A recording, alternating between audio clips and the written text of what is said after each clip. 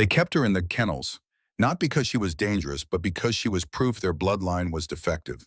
The scent of pine and damp earth was the only comfort Rhiannon Frost knew. It clung to her skin like a second layer, masking the sharper smells that defined her existence. Mildew from the kennel walls, old blood from wounds that healed too slowly, and the acrid metallic tang of her own fear. For 18 years she had lived in the shadow of what she was supposed to be and failed to become. In the world of werewolves, power was measured in the swiftness of the shift, the size of the wolf, the dominance of the aura. Rhiannon had none of these things. At 18 years old, she had never shifted.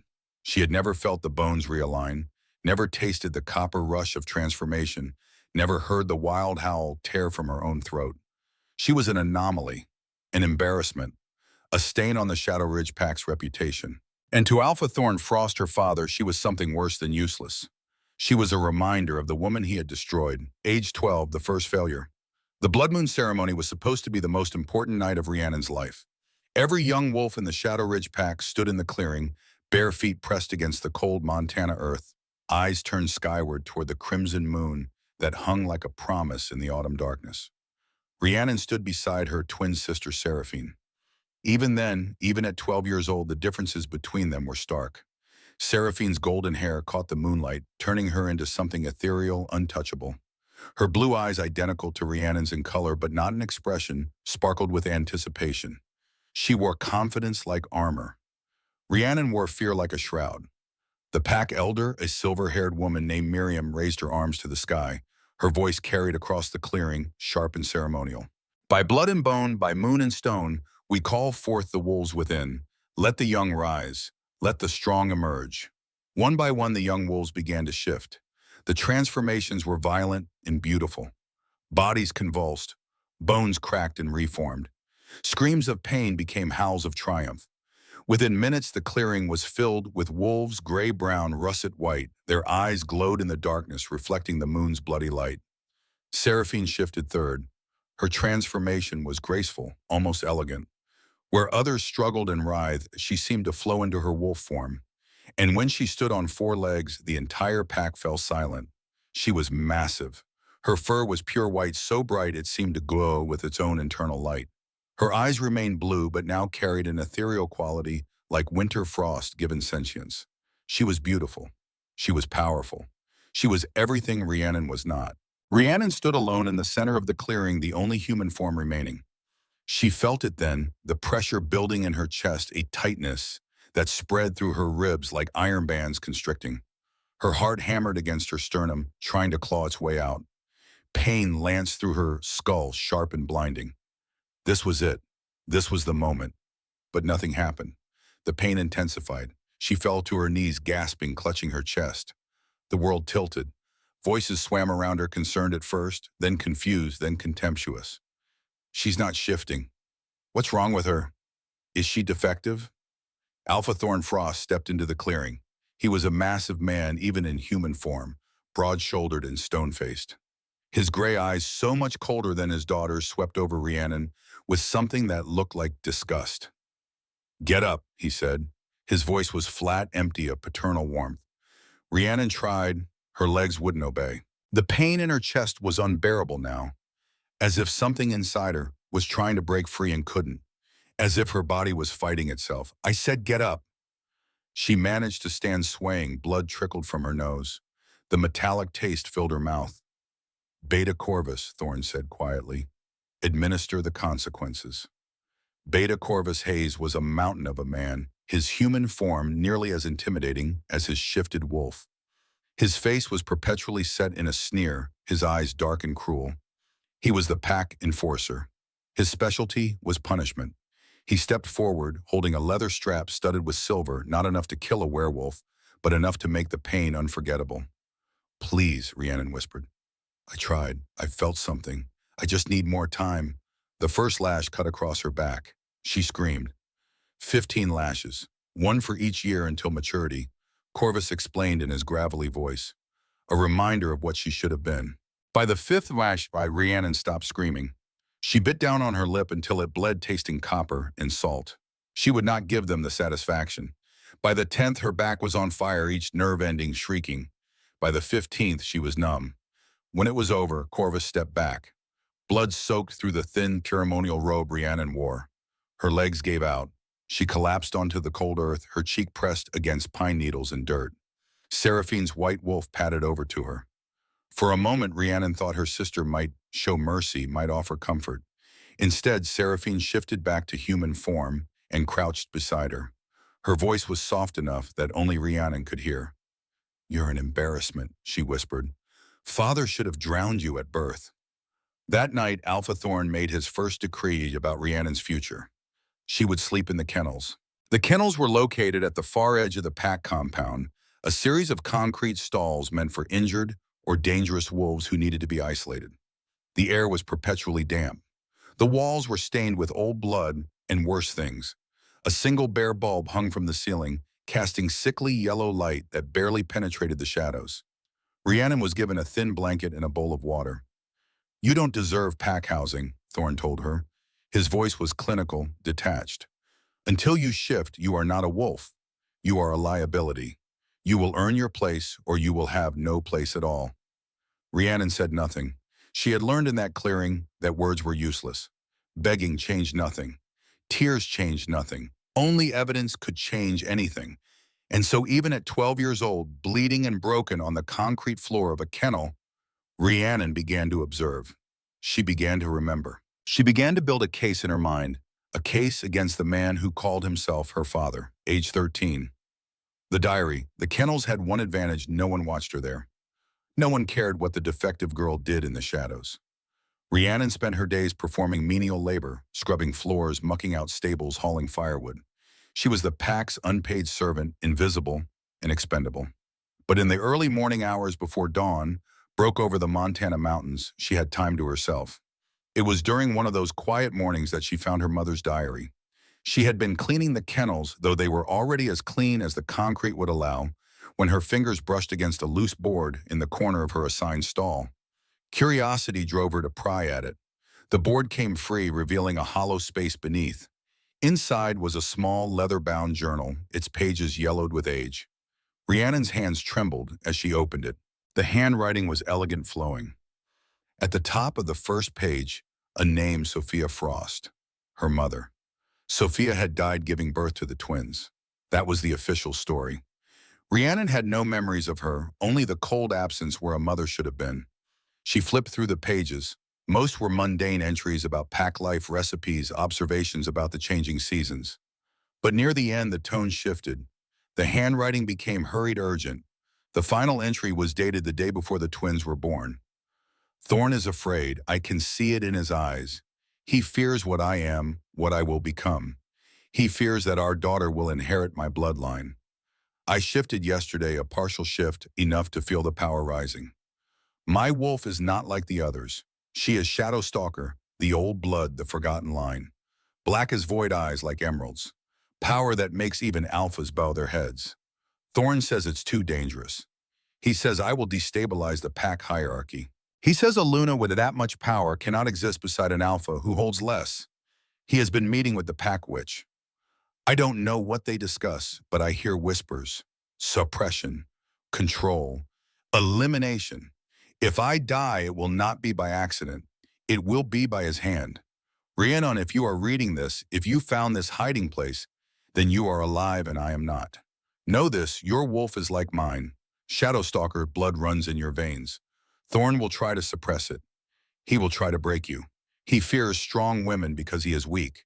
If they suppress your wolf, look for obsidian. It hides power even from the bearer. Document everything, my daughter. Evidence is your weapon. Fight back. Finish what I could not. I love you. I'm sorry I won't be there to protect you." Sophia Rhiannon read the entry 3 times, then a fourth. Her hands were shaking so badly the pages rustled. Her mother had been murdered, and her father was the one who gave the order. The pain in her chest, the agony she felt during every failed shift attempt, it wasn't failure, it was suppression. Someone was actively preventing her wolf from emerging. Why would they need to suppress what doesn't exist? The answer was obvious: because it did exist. Because her wolf was real, powerful, dangerous. Because Thorn was afraid of her. Rhiannon carefully placed the diary back in its hiding spot and replaced the loose board.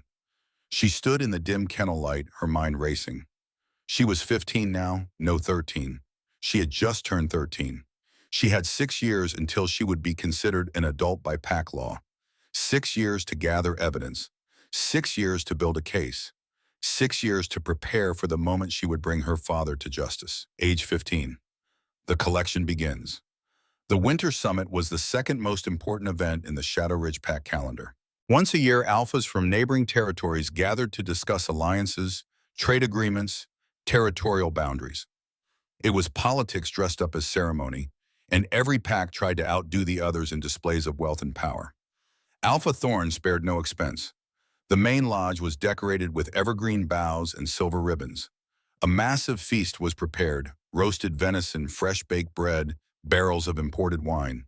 The finest warriors stood guard in their dress uniforms, and Rhiannon was forced to serve the guests naked. It was Thorn's idea, of course. A reminder of shame, he called it. A lesson in humility for the defective daughter. Seraphine had laughed when she heard the decree, her blue eyes sparkling with malicious delight. "At least they'll see you're good for something," she'd said. Rhiannon stood in the serving corridor, her skin prickling with cold and humiliation. The other servants, actual Omegas, who had chosen service roles, averted their eyes. Some looked sympathetic. Most looked uncomfortable. None spoke to her. She carried trays of food and drink into the great hall, keeping her eyes fixed on the floor. The visiting alphas barely glanced at her. To them she was furniture, invisible. But invisibility had its advantages. No one paid attention to what she overheard. She was refilling wine glasses at the head table when she heard it Alpha Thorn speaking in a low voice to the pack. "Doctor," a thin, nervous man named Callum. "The monthly protocol is still effective?" Thorn asked. "Yes, Alpha," Callum replied. "The dosage remains consistent. No signs of breakthrough." "Good. We cannot afford complications, especially not with the AlphaKing's visit scheduled for next year." "Understood. I'll continue administering the suppressant as prescribed." Rhiannon's hand froze on the wine decanter. Suppressant, monthly protocol. She forced herself to keep moving, to keep her expression blank. But her mind was screaming. They were drugging her, every month, keeping her wolf locked down. That night, after the guests had retired and the lodge was silent, Rhiannon crept through the shadows to the pack doctor's office. The lock was simple. She'd learned to pick locks at age 14 out of necessity and desperation. Inside, she found rows of filing cabinets. She knew she had limited time. She moved quickly, efficiently, searching for her name. The file was thick, too thick for a patient who had supposedly never shifted, never shown any sign of wolf characteristics. She flipped it open. Medical reports, dosage logs, observation notes. Subject shows resistance to natural shift. Recommend increased sedative dosage. Monthly administration of suppression compound continues. Effects remain stable. Blood work indicates latent power signature significantly above normal parameters. Continue current protocol. Their blood work. Power signature. Proof that she wasn't defective. Proof that she had a wolf and it was being deliberately suppressed. Rhiannon pulled out her phone, a cheap burner device she'd stolen months ago, and photographed every page. 23 pages in total. She replaced the file exactly as she'd found it and slipped back out into the night. In her kennel, she hid the phone beneath the loose floorboard beside her mother's diary. Evidence. She was building evidence. Age 16 and 17, the documentation. The next 2 years passed in a carefully orchestrated dance of survival and subterfuge. By day, Rhiannon played the role of the broken girl. She scrubbed floors. She served meals. She endured Seraphine's cruelty and Beta Corvus's brutality and Alpha Thorn's cold indifference. By night, she became something else, something calculating, something dangerous. She stole. Not money. Money was useless to her. She stole information, documents, evidence. She learned that Beta Corvus kept meticulous records of every disciplinary action. She broke into his office twice because the first time she was interrupted and photographed the logs. 847 disciplinary actions against her from age 12 to 18. Lashings, forced labor, food deprivation, isolation. Seraphine's records, 0 disciplinary actions. Not a single one. The pattern was undeniable, systematic targeting of one twin while the other was elevated and protected. She also learned that the pack maintained food records. She began saving samples of her meals, storing them in sealed containers in her hidden cache. The food tasted strange, sometimes metallic, slightly bitter. She suspected the suppression compound was being administered through her meals. She couldn't prove it yet, but she would. She documented everything. The kennels became her base of operations. The concrete walls that were meant to break her instead became the vault where she stored her case against her father. Photographs, stolen files, food samples, her mother's diary, a growing list of witnesses Omegas who had seen the abuse, who had been ordered to participate, who carried guilt in their eyes. And through it all, she studied. Late at night when the compound was silent, she read legal texts she'd stolen from the Pack library. She memorized Northern Pack law, the codes and statutes that governed werewolf society. She learned about the right of accusation, the protocols for tribunal, the requirements for evidence. She was building something bigger than revenge. She was building a prosecution. Age 18, the blood moon collapse. The second blood moon ceremony arrived on an October night when the air was sharp with approaching winter. Rhiannon stood in the clearing once again, surrounded by wolves who looked at her with pity or contempt or nothing at all. She was 18 now, past the age of mandatory maturity. If she didn't shift tonight, she would be officially declared wolfless. Defective. Permanently. She could feel it building again, that terrible pressure in her chest, that sense of something massive trying to claw its way out of her body. Her bones ached. Her skull throbbed. Every nerve ending felt like it was on fire. The pain was worse than it had been at 12. Worse than any beating Corvus had ever given her. It felt like dying from the inside out. She collapsed gasping. The world spun.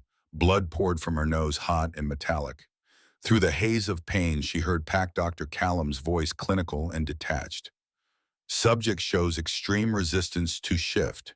Pain response indicates internal conflict between suppressed wolf and forced dormancy. Recommend increased sedative dosage to prevent potential breakthrough.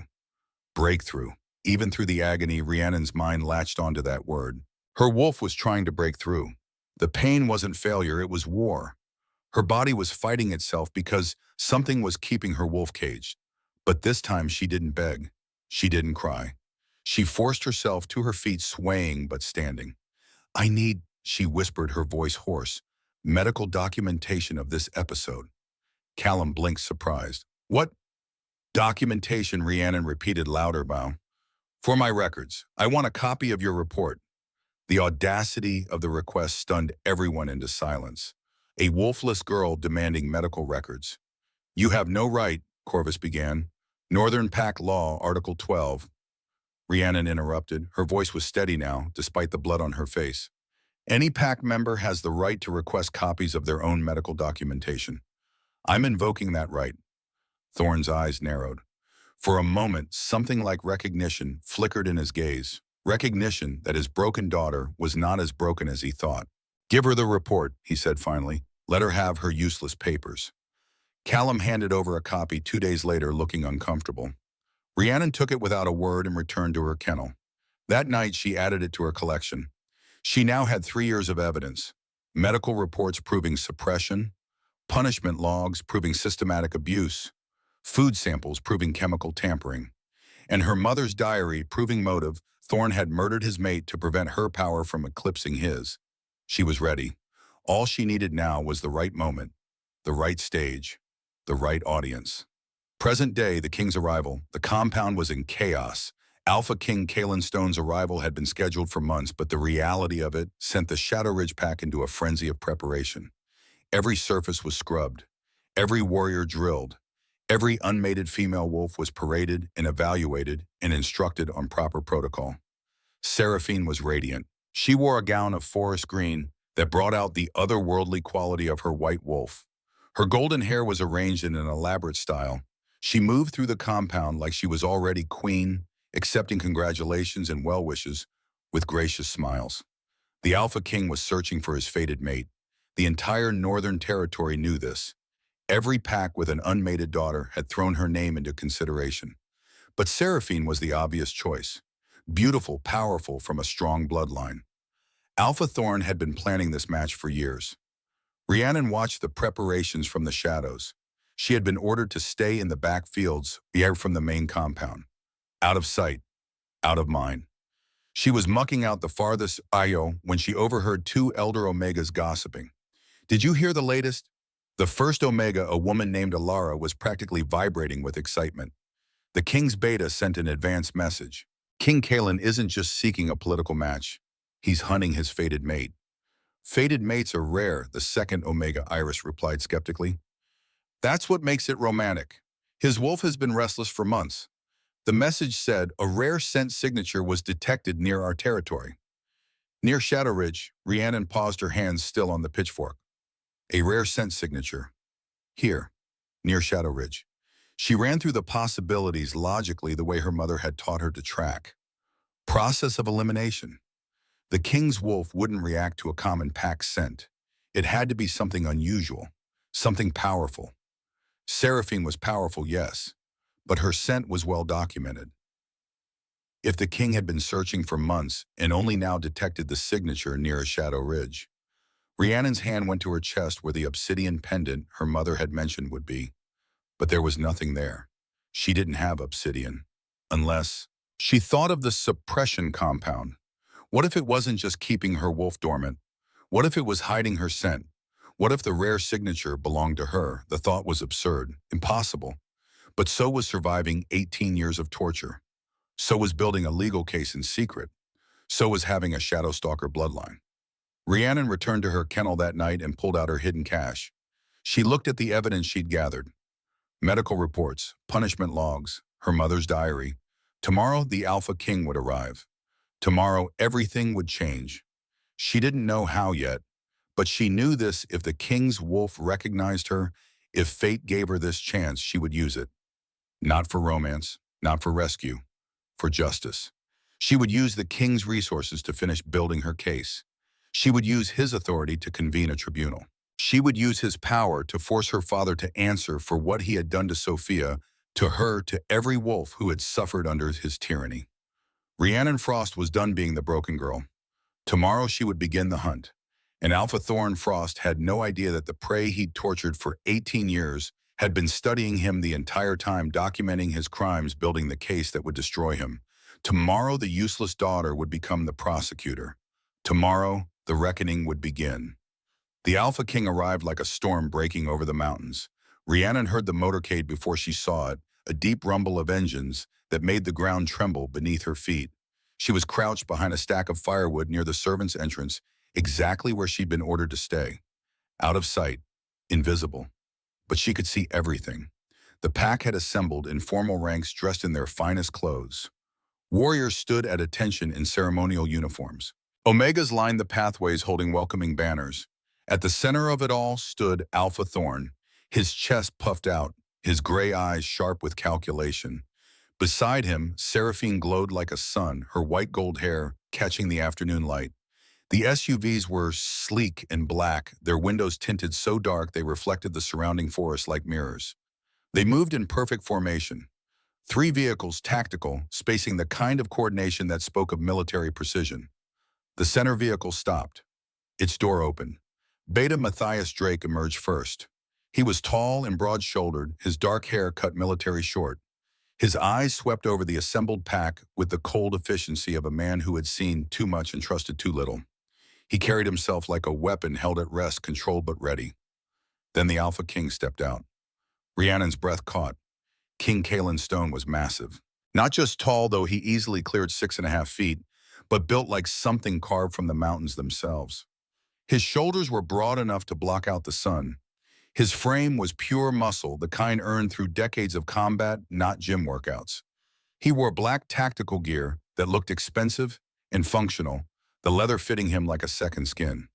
But it was his face that held her. Sharp features, strong jaw, midnight black hair that fell just past his collar, and his eyes molten gold, burning with an intensity that made every wolf in the clearing lower their heads instinctively. Power radiated off him in waves, not the crude dominance that Thorn wielded like a club. This was something older, deeper, authority that needed no announcement because it was woven into his very bones. He didn't walk. He moved with the predatory grace of an apex predator. Silent, lethal, purposeful. Alpha Thorn stepped forward, his practiced smile in place. Welcome, King Kalen. We are honored by your— Kalen's head turned. His golden eyes swept past Thorn, past Seraphine, past the assembled warriors and Omegas, and carefully arranged displays of pack strength. His gaze locked onto the firewood pile, onto Rhiannon. The world stopped. Rhiannon felt it, a visceral shock that started in her chest and exploded outward through every nerve ending. It was like being struck by lightning and drowning in warm honey simultaneously. Her lungs seized. Her heart hammered against her ribs so hard she thought it might break through. The obsidian pendant her mother had mentioned, she didn't have it. Nothing was shielding her scent. And the Alpha King's wolf knew exactly what she was. Kalen's nostrils flared. Once. Twice. His entire body went rigid. His eyes, those burning gold eyes, narrowed to predatory slits. A low growl rumbled from his white chest, so deep and powerful it made the nearest wolves drop to their knees in submission. Then he moved. He walked past Thorn without a word, past Seraphine, whose smile was freezing on her face, past Beta Matthias, who raised an eyebrow but said nothing. He walked straight toward the firewood pile, toward Rhiannon. She wanted to run. Every instinct screamed at her to flee, but her legs wouldn't obey. She was frozen, transfixed, watching this mountain of a man approach her hiding place with the inevitability of an avalanche. He stopped in front of the firewood, reached out with one large hand, swept the top logs aside like they weighed nothing. And there she was, exposed, trembling. Rhiannon Frost, the useless, unshifted, the defective daughter, the kennel girl. Kalen looked down at her. His expression was unreadable, intense, fierce-focused. He didn't see the dirt on her clothes. He didn't see the fear in her eyes or the scars on her exposed arms. He saw something else entirely. His voice, when he spoke, was a deep gravel rumble that resonated in her bones. Mate. The word hung in sudden, absolute silence. A seismic declaration that shattered the carefully constructed reality of the Shadow Ridge pack. Behind him, Seraphine made a small, wounded sound. Alpha Thorn's face drained of color, going from confident pride to ashen shock in the space of a heartbeat. But Rhiannon's mind was already moving, processing, calculating. This was it, the moment, the opportunity she'd been preparing for. She had 3 years of evidence hidden in her kennel. She had documentation of her father's crimes. She had proof of suppression, abuse, murder. But she'd had no authority to convene a tribunal, no power to force Thorn to answer for what he'd done. Until now. Kalen knelt, bringing his face level with hers. The intensity of his presence was overwhelming this close. He smelled like winter forest and ozone and something wild and ancient. His golden eyes bored into hers, searching. What's your name? His voice was softer now, but no less commanding. Rhiannon? Her voice came out steady, stronger than she'd expected. Rhiannon Frost. Rhiannon. He said her name like he was tasting it, testing its weight. Do you know what this means? She met his gaze directly, bold, calculating. It means you're about to become very useful to me, Your Majesty. For the first time since his arrival, Kalen's expression shifted. The corner of his mouth twitched, not quite a smile, but close. Interesting response. He stood, his hand extended toward her. Come with me. It wasn't a request. Rhiannon took his hand. His palm was calloused warm. The contact sent another shock through her system, that same electric recognition, the mate bond snapping into place like a lock clicking home. He pulled her to her feet easily, then did something that made the entire assembled pack gasp in collective shock. He scooped her up, lifted her into his arms like she weighed nothing, cradling her against his chest. She goes with me now, he announced, his voice carrying across the clearing with the finality of a death sentence. Any wolf who tries to touch what is mine will forfeit their life. He looked directly at Alpha Thorn. You have 3 days to prepare for the summit. Do not disappoint me.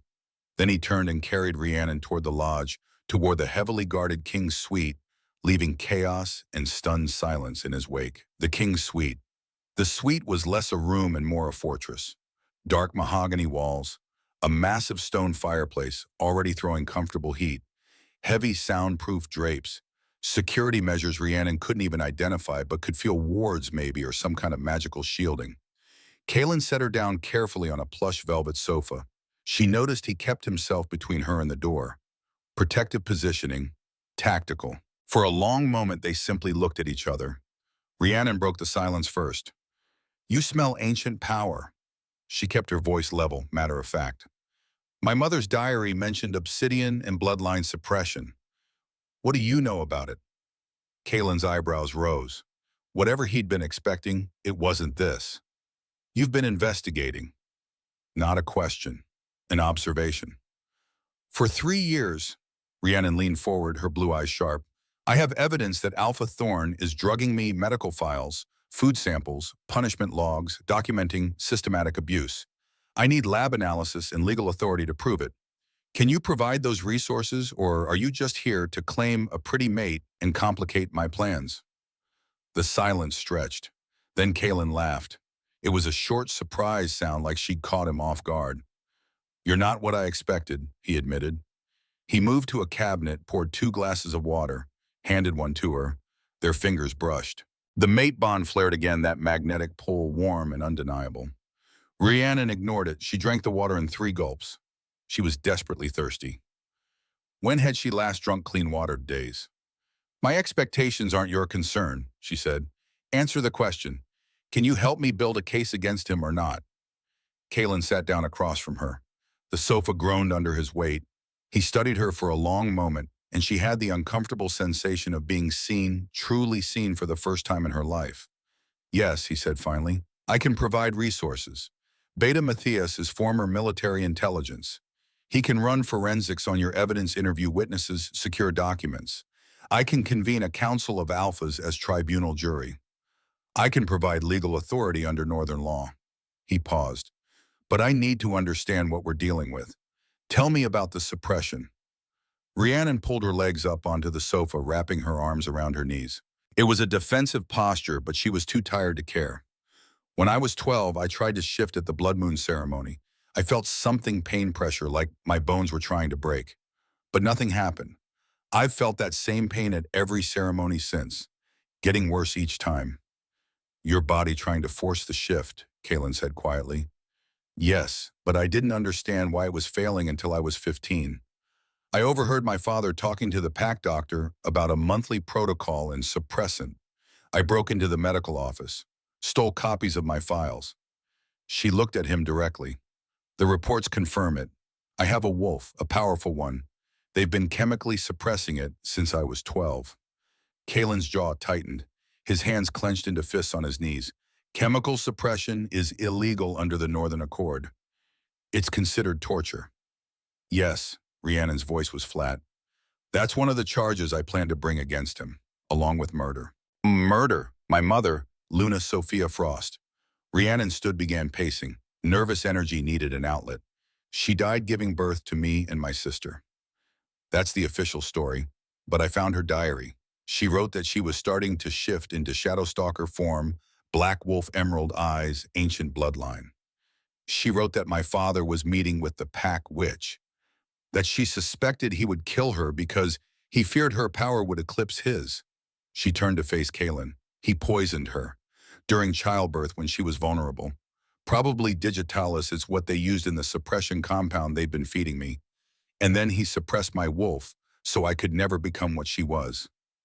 The temperature in the room dropped, not physically, but something in Kalen's presence shifted his wolf, rising closer to the surface, ancient rage barely leashed. You're telling me, he said, his voice dangerously soft, that Alpha Thorn Frost murdered his mate to prevent a power shift, then spent 18 years torturing and suppressing his own daughter to prevent the same. Yes, Rhiannon met his molten gaze. And I'm going to prove it. I have evidence. I have witnesses. What I need is your authority to convene a tribunal and your resources to complete the investigation. She took a step closer. So I'll ask again, are you my ally in this, or are you going to be a complication? Kalen stood. Even across the room, he dwarfed her. But he didn't move to intimidate. He moved to his jacket draped over a chair, reached into an inner pocket. When he turned back, he held something small and dark, an obsidian pendant on a silver chain. The stone was polished to a mirror shine so black it seemed to swallow light. This was my mother's, he said quietly. It's an heirloom of the stone line. Obsidian has properties that shield a wolf's true scent even from the wolf themselves. It was used by the ancient lines to protect young wolves whose power was too great to control. He stepped closer. Your mother's diary was right. If you wear this, it will hide your scent signature until you're ready to reveal it. It will also help stabilize your wolf until the suppression compound works its way out of your system. Rhiannon stared at the pendant, then at him. Why would you give me this? Because my wolf recognizes yours. Kalen's voice was firm. Because fate doesn't make mistakes. And because he met her eyes. I respect what you're trying to do. You don't need a savior. You need an ally. He held out the pendant. So yes, Rhiannon Frost, I'm your ally. I'll provide resources, authority, protection. Beta Matthias will assist your investigation. And when you're ready, we'll bring your father to justice. A pause then, but I have one condition. What? When you face him in tribunal, when you prosecute your case, you do it yourself. Not Matthias, not me. You. His golden eyes blazed. You've been building this case for 3 years.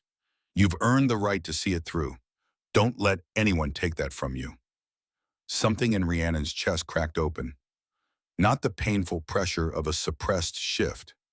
Something else. Something that felt dangerously close to hope. She reached out, took the pendant. The obsidian was cool against her palm. I accept your conditions. She looked up at him. But understand this, Your Majesty. I'm not doing this for revenge.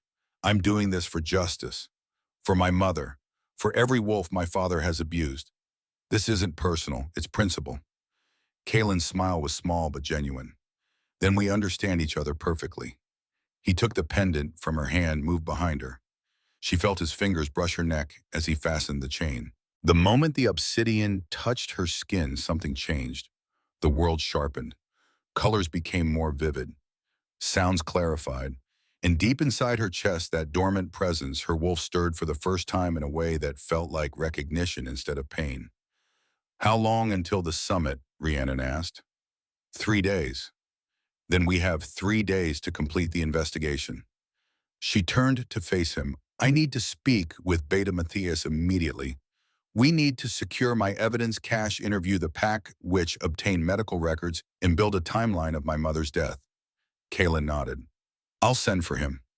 And I need access to the pack archives, birth records, death certificates, financial transactions. Done. And Rhiannon hesitated. This was the hard part. I need your word that when this goes to tribunal, you won't interfere. I know you're the AlphaKing. I know you could simply execute him on your authority, but that's not justice. That's tyranny. I need due process. I need the other alphas to see the evidence and make the decision. Can you give me that? Kalen was quiet for a long moment. Then he extended his hand. You have my word. This is your hunt, Rhiannon. I'm just providing the weapons. She shook his hand. The mate bond sang between them, warm and fierce. But there would be time for that later. Maybe. If they survived. Right now she had a case to build. Day 1. The witch beta. Matthias Drake was exactly what Rhiannon needed, efficient, thorough, and completely lacking in sentimentality. When Kalen explained the situation, Matthias simply nodded, pulled out a tactical notebook and said, Where do we start? My kennel, Rhiannon said. I have evidence hidden there. We need to retrieve it before Thorn realizes what's happening. They moved under cover of darkness. Matthias brought 2 of his team's silent, deadly operatives who swept the kennel for surveillance before giving the all-clear. Rhiannon pried up the loose floorboard. Her cache was exactly as she'd left it, her mother's diary. Medical files, photographs of punishment, logs, sealed containers of food samples. Matthias whistled low. You've been busy. 3 years of busy. Rhiannon handed him the food samples. Priority 1 lab analysis. I need confirmation of chemical composition and dosage timeline. Expedited analysis, Matthias confirmed. I'll have preliminary results by morning. He looked at the medical files. These are copies. Photographs. The originals are still in the pack doctor's office. We'll need those too for chain of evidence. Matthias made notes. What else? The pack witch. Her name is Miriam. She made the suppression potion. I need her confession on record. Interrogation or interview? Rhiannon's smile was cold. Both. They found Miriam in her cottage at the edge of the Packlands. She was an older woman, silver-haired and rail-thin, her hands perpetually stained with herbs and darker things. When she opened her door and saw the Alpha King's beta flanked by armed operatives, the color drained from her face. "Miriam," Rhiannon said quietly, "we need to talk." They sat in Miriam's cluttered workshop surrounded by drying herbs and bubbling cauldrons. Matthias positioned himself by the door. Rhiannon took the chair across from the witch. "I found residue in my food," Rhiannon said. "No preamble, no small talk. Wolf's Bane, digitalis, moonflower extract. You made the suppression potion." "I know you did." Miriam's hands trembled. "I don't know what I'm offering you immunity." Rhiannon leaned forward. "Full immunity from prosecution in exchange for your testimony. You tell me everything: who ordered the potion, what it contains, how long you've been making it. You tell me about my mother's death. And in exchange, you walk away free. And if I refuse," Rhiannon's voice dropped to a whisper, "then I tell the Alpha King you poisoned his fated mate for 18 years. And you face execution for treason against the crown." The silence was heavy. "Your choice," Rhiannon said. "Cooperate and live, refuse and die. You have 10 seconds to decide." Miriam broke on 7. "Alpha Thorn ordered it," she gasped. "The suppression potion. He came to me 2 weeks after you were born. He said you showed signs of Shadowstalker bloodline. He said you were too dangerous. He said he needed you kept dormant until you were old enough to control, but that you could never be allowed to reach full power. What's in the potion? Wolfsbane to suppress the shift, digitalis to slow the heart rate, makes the transformation painful, almost impossible. Moonflower extract to dull the wolf's consciousness." Miriam's voice was shaking. "I've been making it monthly for 18 years, administering it through your food. And my mother?" Rhiannon's voice was deadly calm. "Did you make the poison that killed her?" Tears streamed down Miriam's face. "Yes, Thorne said she was shifting during labor. He said her power would kill everyone in the room. He said it was mercy. I believed him. I was young, I was stupid. I gave him the digitalis and he administered it himself. When, 30 minutes after you and your sister were born, Sophia was weak from the birth. She didn't fight it. She just went to sleep." Rhiannon felt something cold and sharp settle in her chest. Not grief, she'd never known her mother, but rage. Focused, clinical rage. "Matthias," she said quietly, "are you recording this?" Every word he confirmed. "Video and audio encrypted backup." "Good," Rhiannon stood. "Miriam, you'll testify at the tribunal. You'll repeat everything you just told me under oath. If you recant, the immunity deal is void." "Understood." Miriam nodded, sobbing. They left her there, broken and weeping, in her workshop. Outside, Matthias gave Rhiannon an appraising look. "You're good at this." "At what?" "Interrogation, pressure, knowing exactly which threats will work." He paused. "You ever consider a career in military intelligence?"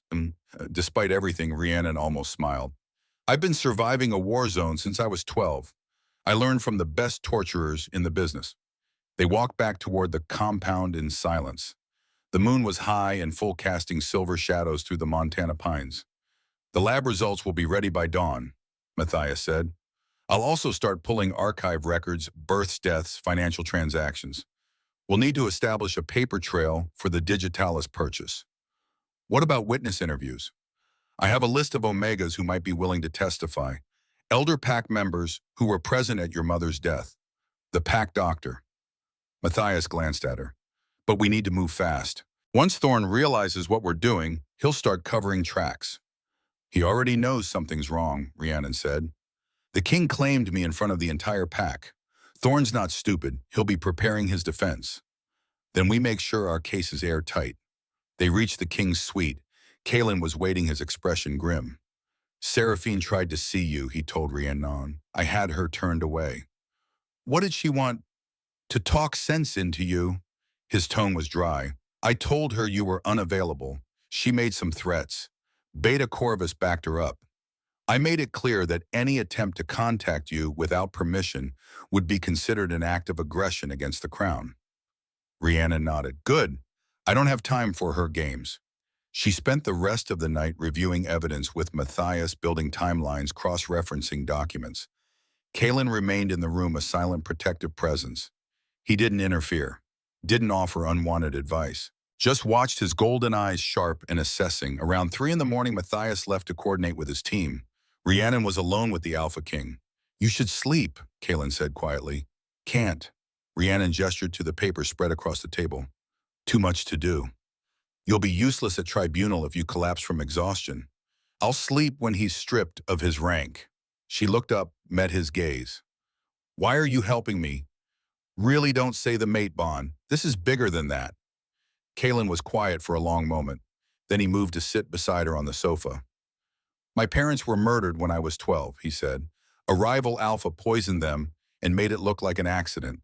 I spent years gathering evidence, but by the time I was old enough to act, the bastard had died of old age. I never got my tribunal. Never got justice. Just revenge that tasted like ash." He looked at her. "You remind me of who I was. Angry, determined, fighting a war everyone told me I'd already lost." A pause.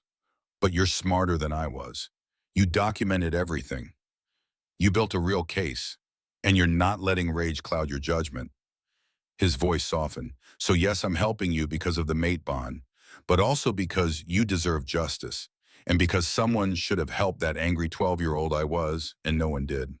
Rhiannon felt something shift in her chest. The mate bond pulsed between them, warm and steady. "Thank you," she said quietly. "Don't thank me yet. We still have to win the tribunal."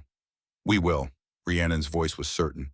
"I've been preparing for this moment since I was 15. I know every piece of evidence, every witness statement, every legal precedent." She looked at the papers spread before them. "Thorne thinks I'm broken. He has no idea I'm the most dangerous thing he's ever faced." Kalen smiled. It was fierce and proud. "No, he doesn't." Day 2, the political trap. The summit officially began at noon. Alphas from across the northern territories arrived in their finest regalia, their strongest warriors, their most eligible daughters. The Shadow Ridge Lodge was transformed, banners hung from the rafters, tables groaned under the weight of feast preparations. The air hummed with political tension and barely contained power. Rhiannon walked into the great hall at Kalen's side. The reaction was immediate and visceral. Every head turned. Conversations died mid-sentence. The weight of dozens of stares pressed down on her like physical force. She wore one of Kalen's shirts, soft gray cotton, that smelled like him, hanging to mid-thigh. The obsidian pennant rested at her throat, dark and gleaming. She'd washed the dirt from her face, but she'd done nothing to hide the scars on her arms or the fading bruises on her wrists. Let them see. Let them all see what Alpha Thorne Frost had done to his own daughter. Kalen's hand rested at the small of her back. Not possessive, supportive. A reminder you're not alone. They sat at the head table, directly beside Alpha Thorne and Seraphine. Thorne's face was a mask of forced calm, but Rhiannon saw the tension in his jaw, the white-knuckled grip on his fork. Seraphine looked like she'd been crying. Her perfect face was blotchy, her blue eyes red-rimmed and hateful. "Good morning, Alpha Thorne," Kalen said pleasantly. "I trust you slept well." "Well enough, Your Majesty." Thorne's voice was strained. "Excellent." Kalen turned his attention to his plate, dismissing Thorne entirely. Rhiannon ate slowly. The food was rich, roasted venison, fresh bread, honeyed fruit, the kind of food she'd served to others for 18 years but had never been allowed to eat herself. She made sure Thorne saw her savoring every bite. Halfway through the meal, a voice rang out from across the hall. "Is this a joke?" Alpha Donovan Pierce rose from his seat. He was a massive man, barrel-chested and gray-bearded, his presence commanding. His pack, ironclad, was the second strongest in the north. He'd been openly campaigning for his daughter Lydia to be matched with the AlphaKing. "Your Majesty," Donovan continued, his voice carrying across the sudden silence. "With all due respect, is this some kind of test? You bring an unshifted girl to the head table and expect us to accept her as future queen." Kalen set down his fork. The temperature in the room dropped. "Alpha Pierce," he said, his voice dangerously soft. "Are you questioning my judgment?" "I'm questioning your choice of mate." Donovan gestured at Rhiannon, but she has no wolf. She can't defend packlands. She can't lead warriors. A queen of the north must be strong. Where is her strength? Before Kalen could respond, Rhiannon stood. The hall fell silent. She looked directly at Donovan, met his challenging gaze with cold calculation. You assume leadership requires claws, Alpha Pierce. Her voice was steady, carrying across the room with unexpected authority. I've survived 18 years of systematic torture through strategy, not strength. I've documented evidence against a sitting alpha while he thought I was scrubbing his floors. I've built a legal prosecution that will stand before a council of alphas. She took a step forward. What have you accomplished besides inheriting a title from your father and coasting on his reputation? Donovan's face went purple. Furthermore, Rhiannon continued, her voice sharpening, you judge strength by shift capability. But I've never seen you read Northern law codes. I've never seen you conduct an investigation. I've never seen you build a case from evidence and testimony. Perhaps your definition of strength is too narrow, Alpha. Perhaps true power is knowing when to use claws and when to use documentation. She sat back down. The hall was utterly silent. Then from the back tables, someone started to clap. Slow, deliberate, others joined. Within seconds, half the hall was applauding. Osong. Donovan sat down heavily, his face still flushed. Kalen leaned close to Rhiannon, his voice pitched for her ears only. Remind me never to underestimate you. But the confrontation wasn't over. Luna Isolde Vale, a shrewd silver-haired woman who controlled a resource-rich territory, rose gracefully from her seat. A clever response, child, she said, her voice smooth as silk.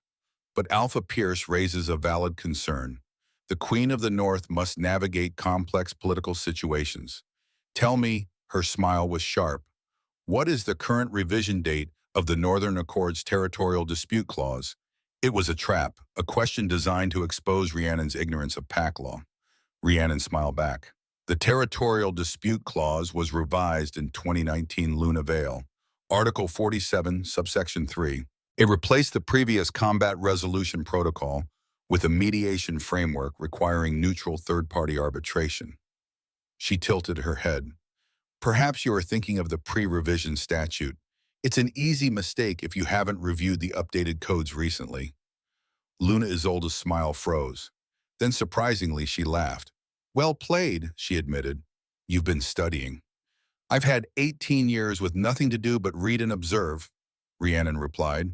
It's amazing what you learn when everyone thinks you're too stupid to matter. The rest of the meal passed in tense silence. But Rhiannon had made her point.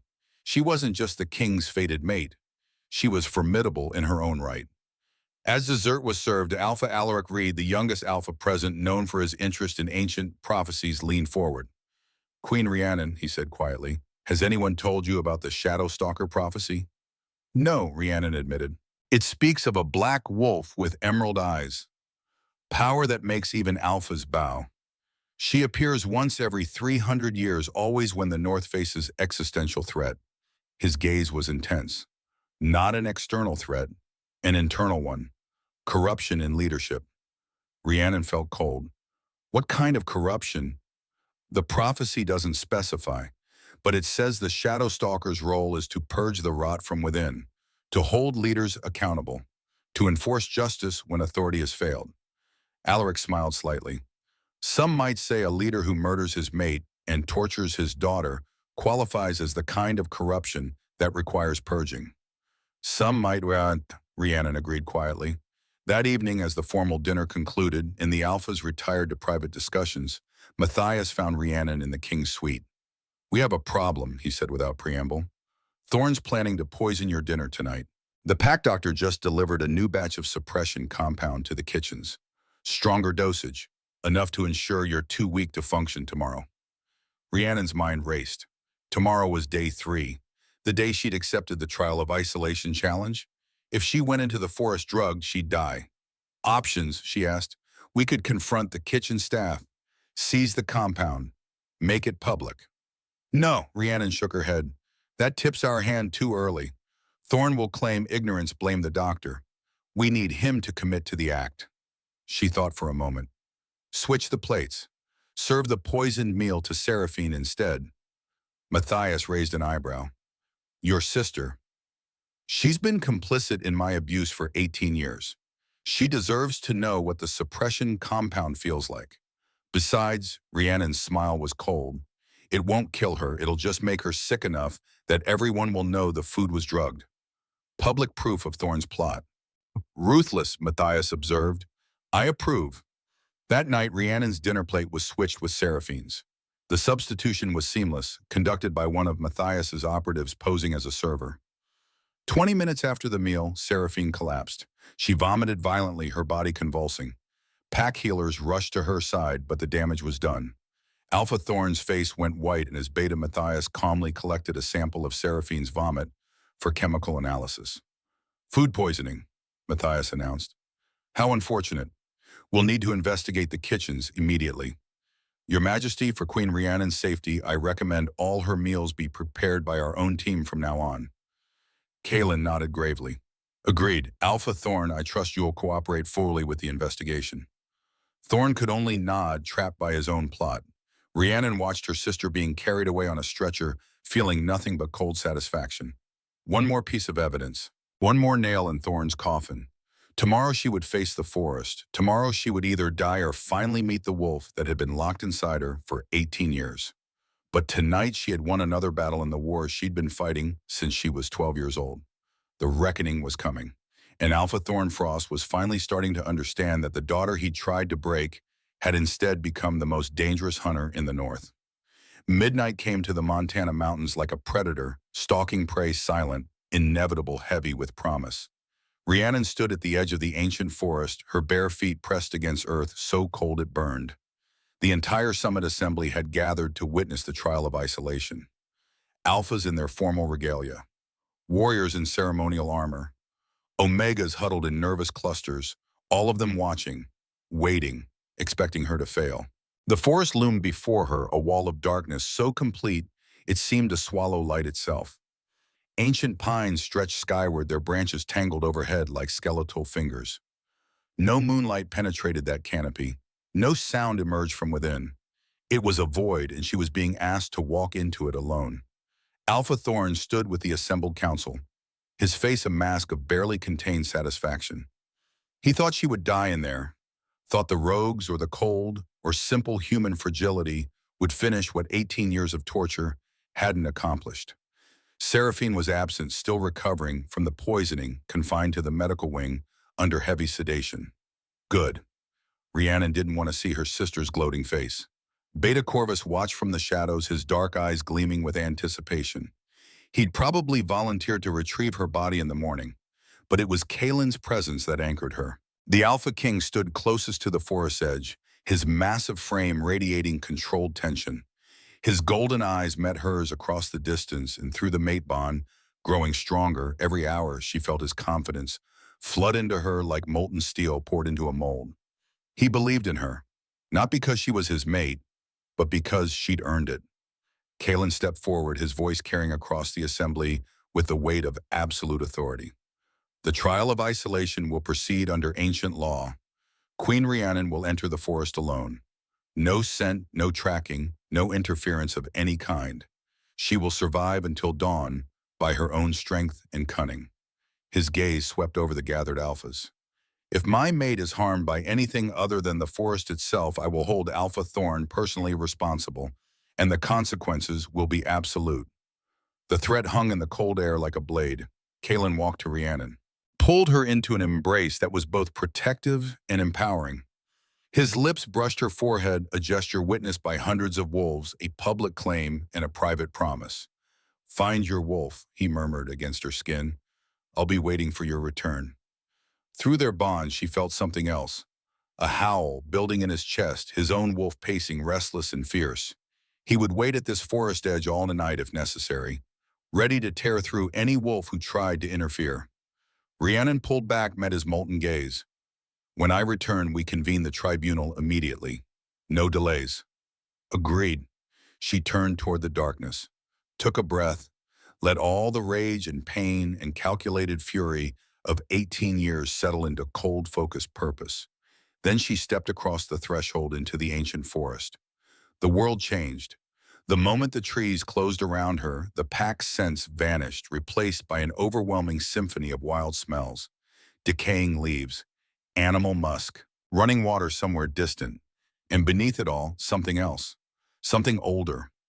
A resonance in the earth itself, like the forest was a living thing, and she'd just been swallowed whole. Rhiannon's human eyes struggled in the darkness.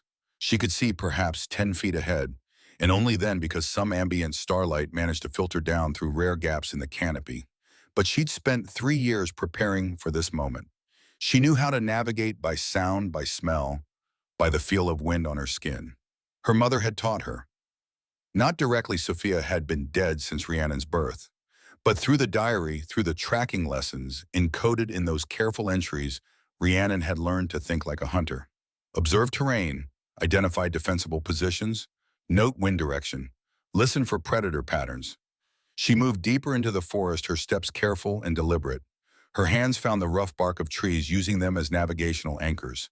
The obsidian pendant rested cool against her throat, but something about it felt different now, less stable, like it was vibrating at a frequency just below her hearing. 15 minutes into her journey, the pendant cracked. Not broke, cracked.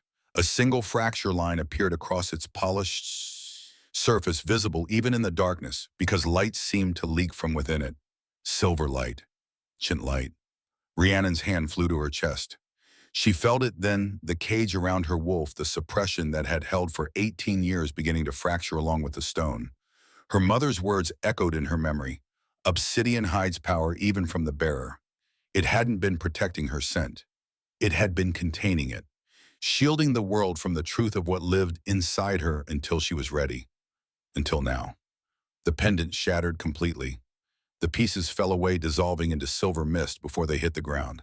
And the wave that erupted from Rhiannon's core was seismic. Power. Raw, ancient, undeniable power that had been compressed and locked down for 18 years, suddenly exploding outward like a dam breaking. The scent hit first.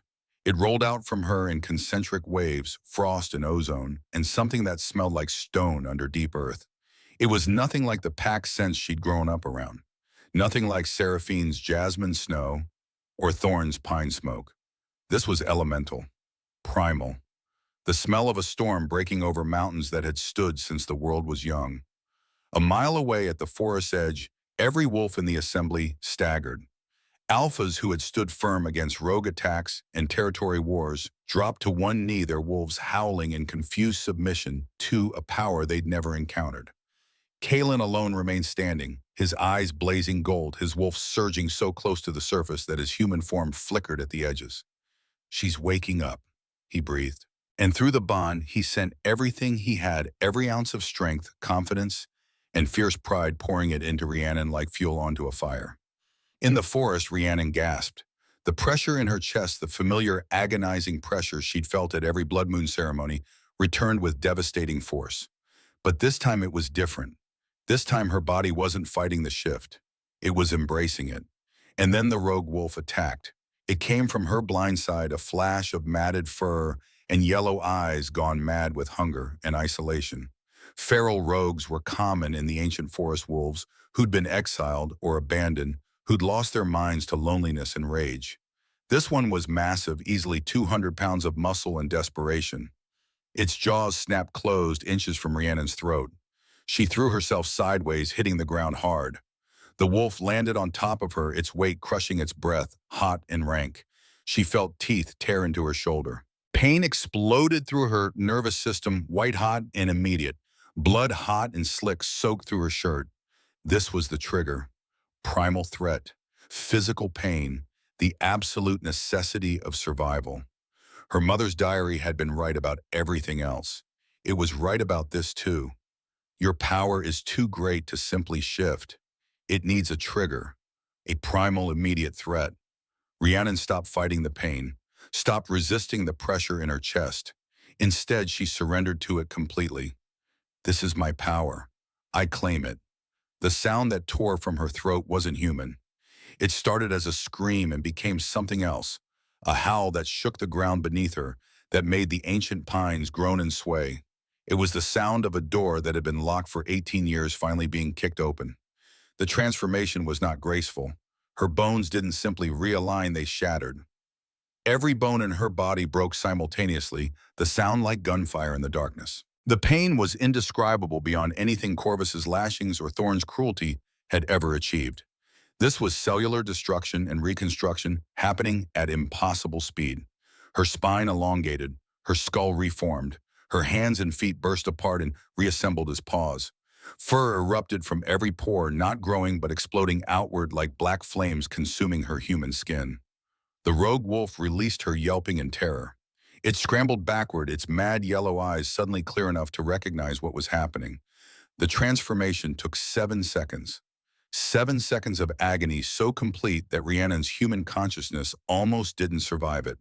But when it was over, when the last bone clicked into place and the last nerve ending reconnected, something new stood in the ancient forest.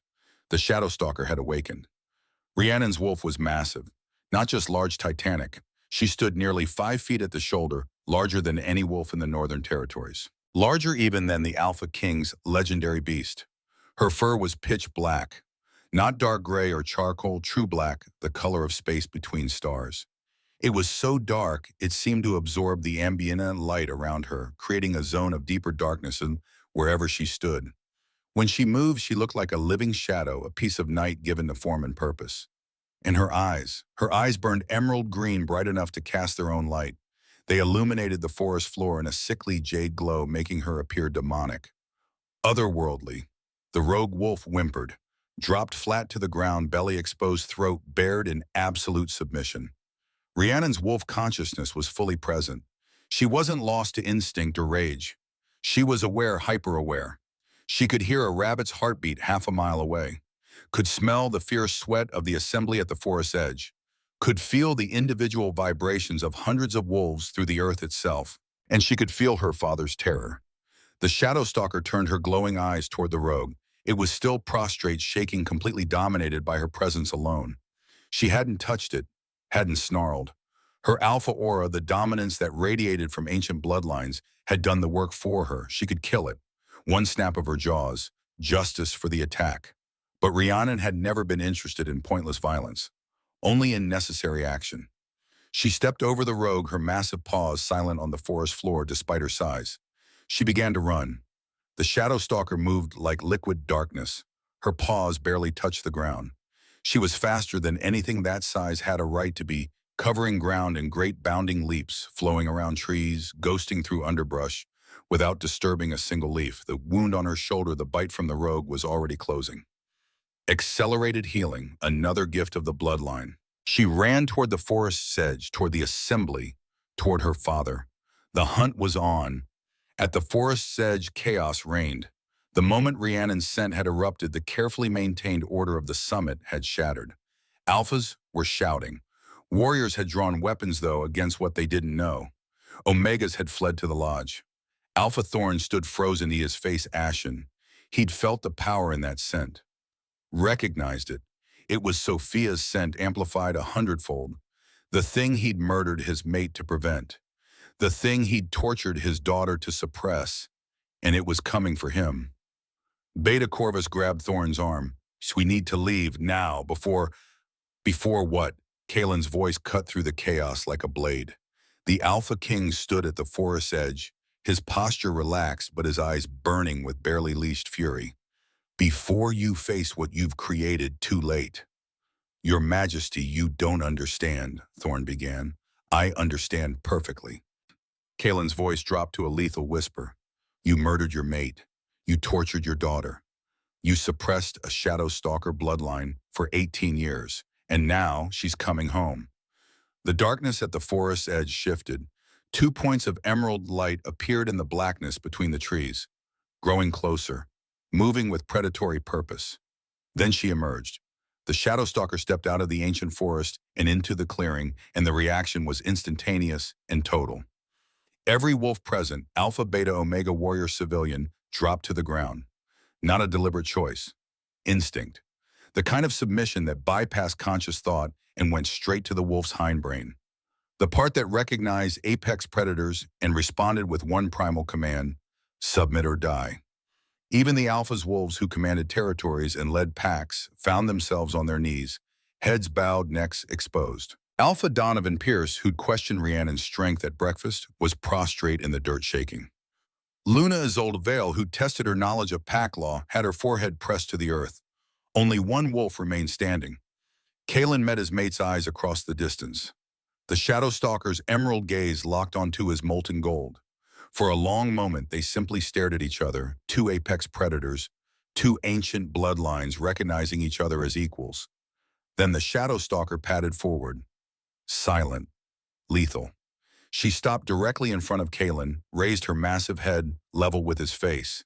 He knelt, not in submission and respect. He reached out with one hand and placed it on her enormous head between her ears. His fingers disappeared into fur so black it looked like he was touching empty space. "Welcome back, my queen," he murmured. The shadow stalker's eyes closed briefly, then her form began to shimmer. The shift back to human was faster than the transformation to wolf. A blur of shadow and light bones compressing fur receding. Within seconds, Rhiannon stood where the massive wolf had been.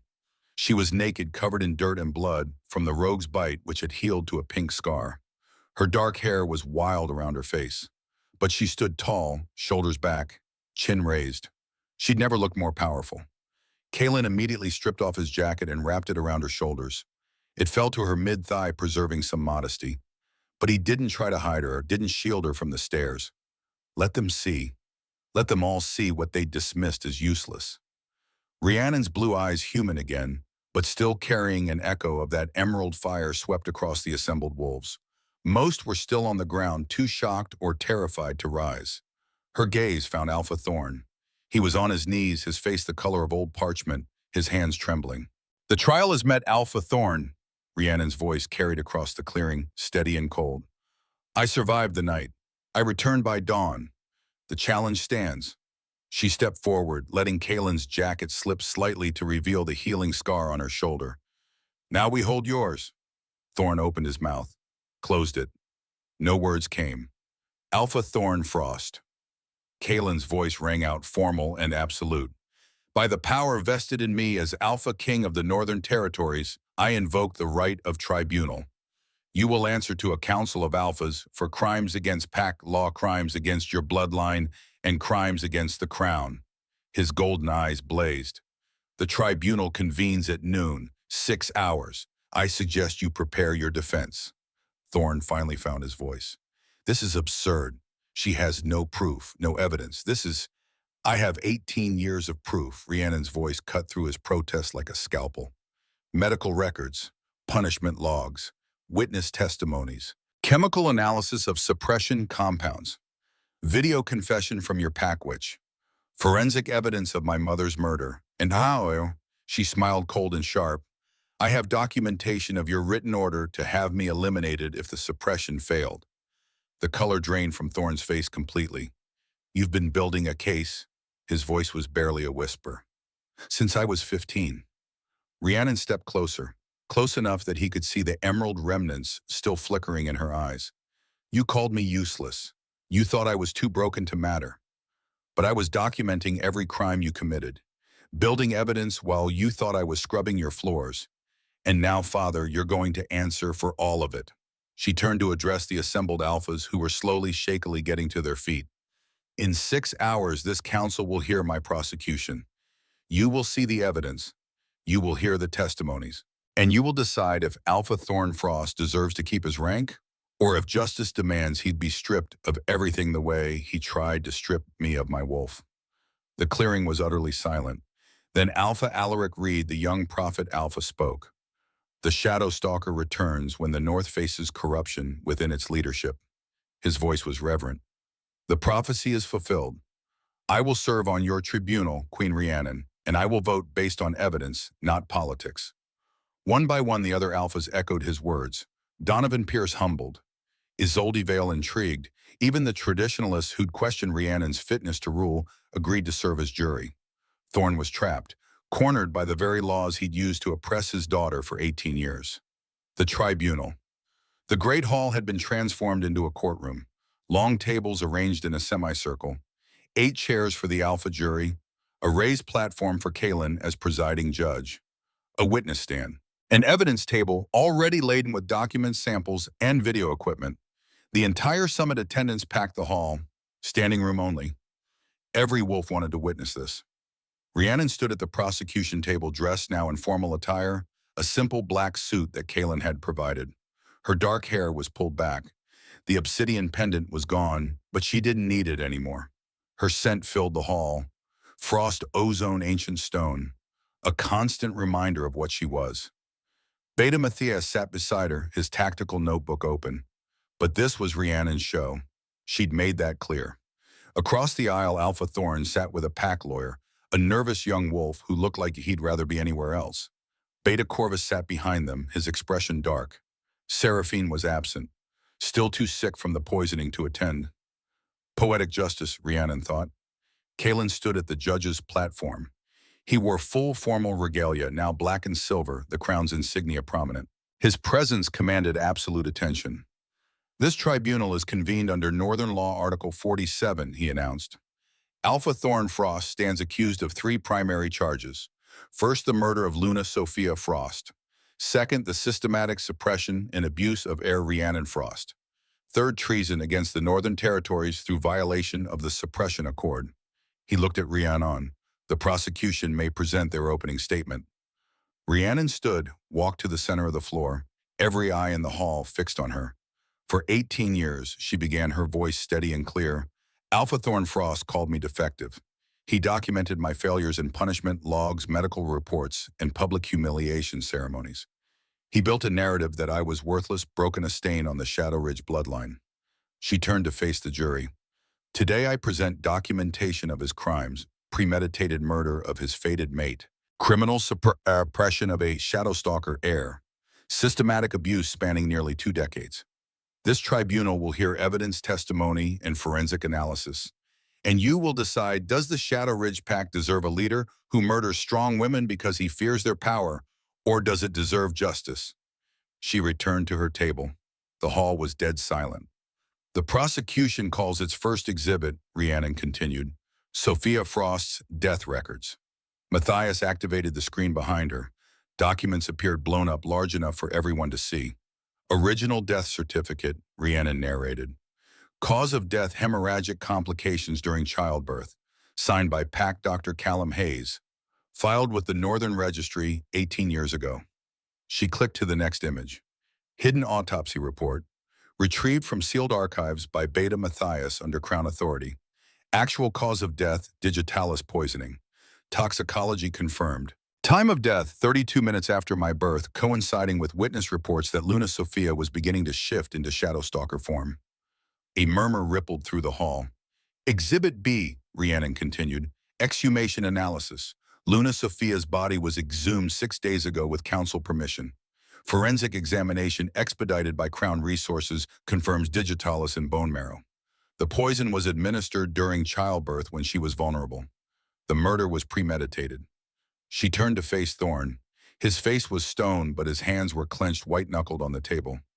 Exhibit C, suppression compound. Rhiannon lifted a sealed evidence bag containing a small vial of dark liquid. Formula provided by Pack Witch Miriam under immunity agreement. Contents, wolfsbane digitalis moonflower extract. All illegal under the Northern Accord. This compound was administered to me monthly for 18 years through my food. She placed the vial on the evidence table. Chemical analysis confirms presence of this compound in my blood. Dosage logs show consistent administration from age 12 to present. The suppression was systematic, deliberate, and criminal. One by one, Rhiannon walked the jury through her evidence. Punishment logs showing 847 disciplinary actions. Medical files proving her wolf existed and was being actively suppressed. Food samples with compound residue. Photographs of the kennels where she'd been forced to live. The case was methodical, thorough, devastating. Then she called her witnesses. The prosecution calls Pack Witch Miriam. The silver-haired woman took the stand shaking. Under oath, she repeated everything she'd told Rhiannon in her workshop. The order from Thorne. The potion she'd created. The poison she'd given him to kill Sophia. Why did you do it? Rhiannon asked. He told me Sophia's power would kill everyone in the birthing room. Miriam's voice broke. He said it was mercy. I was young, I believed him. I've regretted it every day since. The prosecution calls Elder Omega Alara. The older woman testified about witnessing Rhiannon's abuse, the beatings, the starvation, the public humiliation. She described how Rhiannon had secretly helped injured Omegas, shared her meager food-protected pups from Beta Corvus's cruelty. She was the strongest wolf in the pack, Alara said, tears streaming. And we all knew it. We just couldn't say it because he'd kill us too. 3 more Omegas testified. Then Pack Dr. Callum, who admitted under cross-examination that Thorne had ordered him to falsify Rhiannon's medical records. The evidence mounted, piece by piece, crime by crime.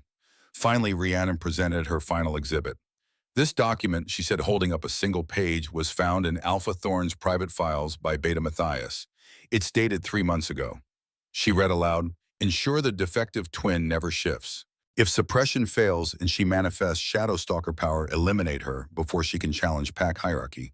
Make it look like accident. Confirm receipt." She looked at the jury. "This is a written order for my execution, signed by Alpha Thorne Frost, dated after my 18th birthday when he realized the suppression was beginning to fail." The hall erupted, shouts of outrage. Several alphas rose to their feet. Kalen's voice cut through the chaos. "Order." When silence returned, Rhiannon continued. "He didn't just suppress me, he planned to kill me if I became too powerful to control, just like he killed my mother." She returned to her table. "The prosecution rests." Kalen nodded. "Alpha Thorne, your defense." Thorne stood slowly. His lawyer looked terrified. "I acted," Thorne said, his voice strained, "to protect the pack. Shadow Stalker power is catastrophic, uncontrollable. Sophia nearly killed 4 wolves during her first shift." "Liar." And the word came from the back of the hall. An ancient Omega stood, a woman so old her hair was pure white, her face lined with a century of life. Rhiannon recognized her grandmother Vera, the pack's eldest member. "I was there when Sophia shifted," Vera said, her voice carrying despite her age. "She didn't hurt anyone. She was magnificent and terrifying, yes, but she controlled her power perfectly. You killed her because she made you look weak, and you've been lying about it ever since." Thorne's face twisted. "You don't understand. I understand that you're a coward who murders strong women." Rhiannon's voice was ice. "Answer the question, Alpha Thorne. Did you order my mother's death? She was too dangerous. Did you poison her? Silence. Did you order the pack witch to create a suppression compound? Silence. Did you write the elimination order?" Thorne's control snapped. He surged to his feet, shifting partially, his wolf rising teeth bared. "You were supposed to stay broken. You were supposed to be nothing. I gave you life and you dare. You gave me torture." Rhiannon didn't move, didn't flinch. She simply let her own wolf rise, just a flicker, just enough. Her eyes flashed emerald green. The dominance that rolled off her was absolute, crushing, undeniable. Thorne's partial shift reversed instantly. He collapsed back into his chair, gasping. "You can't break what refuses to stay broken," Rhiannon said softly. "I survived your torture. I documented your crimes. I built this prosecution while you thought I was too stupid to matter." She looked at the jury. "And now, Alphas of the North, you will vote. Does he keep his rank, or does justice demand consequences?" Kalen stood. "Council of Alphas, you have heard the testimony and seen the evidence. All in favor of stripping Alpha Thorne Frost of rank, title, and wolf rise." One by one they stood. Alpha Alaric, first without hesitation, Luna Isolde. Second, her face grim, Alpha Donovan. Third, slowly but firmly. All 8 alphas rose. Unanimous. By unanimous decision, Kalen announced Alpha Thorne Frost is stripped of rank and title. His wolf will be bound through ritual. He is exiled from the Northern Territories, never to return on pain of death. He looked at Corvus. "Beta Corvus Hayes, as accomplice to these crimes, you are sentenced to 20 years imprisonment under Crown custody." Then at Rhiannon, "The Shadow Ridge Pack is hereby renamed Sophia's Legacy Pack in honor of the Luna who was murdered. Queen Rhiannon Frost will oversee its reformation." The hall erupted in applause. Not polite ceremony, genuine thunderous approval. Rhiannon stood there surrounded by the evidence of her father's crimes and felt something she hadn't felt in 18 years. Victory, not revenge. Justice. 6 months later, the Northern Senate chamber in Great Falls was packed. Rhiannon stood at the central podium addressing the assembled senators and alphas about the reform progress. Investigation teams have discovered 14 suppression cases across the Northern Territories, she reported. 8 corrupt alphas have been removed. New leadership has been installed based on merit, not bloodline inheritance. Senator Aldrich, an old traditionalist, spoke up. These reforms are controversial, Queen Rhiannon. Some say you're destabilizing pack structures. Stability built on abuse isn't stability, Rhiannon replied calmly. It's oppression. Let me present data. She activated the screen behind her. Pack cohesion in reformed territories up 42%. Omega retention up 68%. Previously, 40% of Omegas fled packs annually due to abuse. Violent disputes down 31%. These aren't theories, Senator. These are measurable results. Alpha Donovan stood. Shadow Ridge, excuse me. Sophia's legacy pack has become the most stable territory in the north. Queen Rhiannon's methods work. I was wrong to question her at the summit. I publicly apologize. The Senate voted 12-3 to adopt Rhiannon's reforms as Northern law. That evening, Rhiannon stood on the balcony of Sophia's Legacy Territory Lodge, looking out over pack lands that had been rebuilt, reformed, renamed. Kalen joined her, wrapping his arms around her from behind. Donovan's still pushing border disputes in the east, Rhiannon observed. Let him try. He bows to you now. Kalen's voice was warm with pride. He learned that challenging you is suicide. Tactical, not personal. Everything with you is tactical. He turned her to face him. You never needed me to save you. No, Rhiannon smiled, a real smile, soft and genuine. But I needed you to stand beside me while I saved myself. He kissed her, long, deep, full of promise and partnership. In the distance, 2 wolves ran across Sophia's legacy lands. The shadow stalker, pitch black with burning emerald eyes. The king's wolf, midnight gray, with molten gold gaze. Not leader and follower. Equals. Rhiannon had spent 18 years being called useless, broken, defective. She'd spent 3 years building a case in secret. She'd spent 1 night claiming the power they'd tried to suppress. And now she was rewriting every law in the North. She was Rhiannon Frost, daughter of Sophia, Queen of the Northern Territories, the Shadow Stalker. The wolf who'd survived torture through strategy, prosecuted evil through evidence, and rebuilt a system through justice. They'd called her useless. They'd been catastrophically wrong, and the North would never be the same.